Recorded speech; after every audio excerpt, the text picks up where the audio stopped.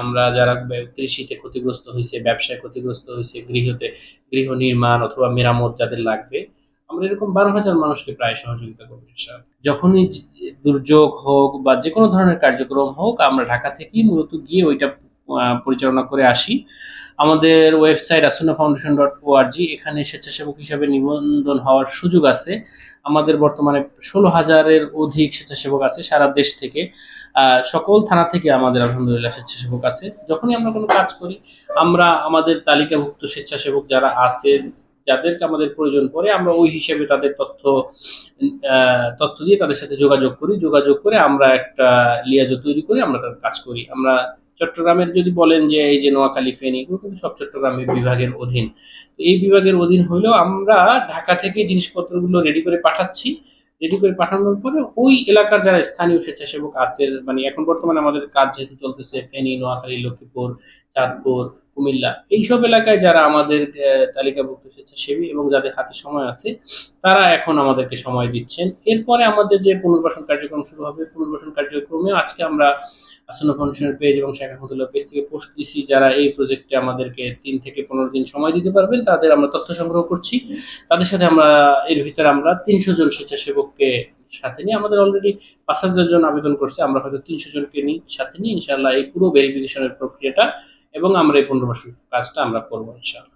আমরা এটাও বলছি যে আপনি হয়তো নিজে আর্থিকভাবে একজনকে সহযোগিতা করতে পারছেন না, কিন্তু আপনি কিন্তু একজনের তথ্য দিয়ে সওয়াবের ভাগিদার হইতে পারেন। গত পরশুদিনই আমাদের পেজে পোস্ট দেওয়া হয়েছে যে তথ্য চাই আমরা, মানে আমরা যারা কৃষিতে ক্ষতিগ্রস্ত হয়েছে, ব্যবসায় ক্ষতিগ্রস্ত হয়েছে, গৃহ নির্মাণ অথবা মেরামত যাদের লাগবে, আমরা এরকম 12,000 মানুষকে প্রায় সহযোগিতা করবো ইনশাআল্লাহ। তো আমাদের তথ্য দরকার।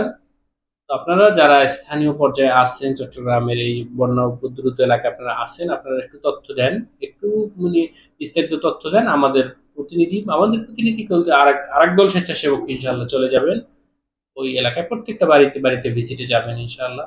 আপনাদের যাতে সময় আছে, তারা স্থানীয় প্রতিনিধি হিসেবে আমাদের মানে আমাদের অফিস থেকে যে স্বেচ্ছাসেবকরা যাবেন তাদেরকে সহযোগিতা করতে পারেন যাচাই বাছাই প্রক্রিয়ায়।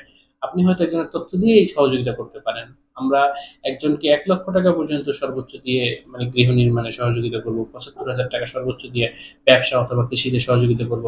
আপনি না দিয়েও কিন্তু এতটা মানে আপনার একজন প্রতিবেশীর উপকার করতে পারেন। আমাদের মসজিদ কমপ্লেক্সের কাজটা আমরা পাইলিং এর কাস্টিং হয়েছে, এরপর একটু ডিজাইনের একটু ত্রুটির কারণে আমরা কাজটা আপাতত একটু স্টপ করে রাখছি। আমরা আশা করতেছি 10-12 দিনের ভিতরে আমরা আবার কাজটা শুরু করতে পারবো ইনশাআল্লাহ। আসুন্না ফাউন্ডেশন বাংলাদেশের সবচেয়ে বৃহৎ কর্মমুখী ট্রেনিং প্রোভাইডার। আমরা ভর্তুকি দিয়ে যারা বেকার নারী পুরুষ আছে তাদের জন্য আমরা নানামুখী কর্মমুখী ট্রেনিং এর ব্যবস্থা করি। আমাদের পক্ষ থেকে চাকরি ব্যবস্থা করা হয়। আমাদের কিছু কোর্স আছে। তো আপনারা যারা ভর্তি হইতে চান, এগুলো নিয়মিতই আসন্ন ফাউন্ডেশনের পেজে পোস্ট দেওয়া হয়। নিয়োগ বিজ্ঞপ্তিগুলো তো ভর্তি বিজ্ঞপ্তিগুলো দেওয়া হয়। তো আপনারা এই ভর্তি বিজ্ঞপ্তিতে কিছু পড়াশোনা আছে, মানে ভর্তি পরীক্ষা হয়, ওই পরীক্ষার জন্য কিছু সিলেবাস ভর্তি বিজ্ঞপ্তি দিয়ে দেওয়া হয়। প্রত্যেক মাসে ভর্তি বিজ্ঞপ্তি দেওয়া হয়। শীঘ্রই প্রত্যেক মাসে 2 বার করে ভর্তি বিজ্ঞপ্তি দেওয়া হবে। 2 বারে প্রতি মাসে 100 জনকে নেওয়া হবে ইনশাআল্লাহ। একটা করছি, আরো নানান কোর্সে আমাদের টার্গেট আছে যে আগামী 3 বছরের ভিতরে আমরা প্রতি বছর 10,000 মানুষকে ট্রেনিং দিতে চাই। তো আলহামদুলিল্লাহ আপনাদেরকে জানাতে চাই যে আমাদের এখন পর্যন্ত 9টা ব্যাচ ট্রেনিং শেষ হয়েছে। যারা চাকরি করতে চাইছেন 100% মানে আমাদের ছাত্রদের চাকরি হয়ে গেছে আলহামদুলিল্লাহ। তারা চট্টগ্রাম সহ নানান অঞ্চলে আমাদের ছাত্ররা অত্যন্ত সুনামের সাথে চাকরি করতেছেন।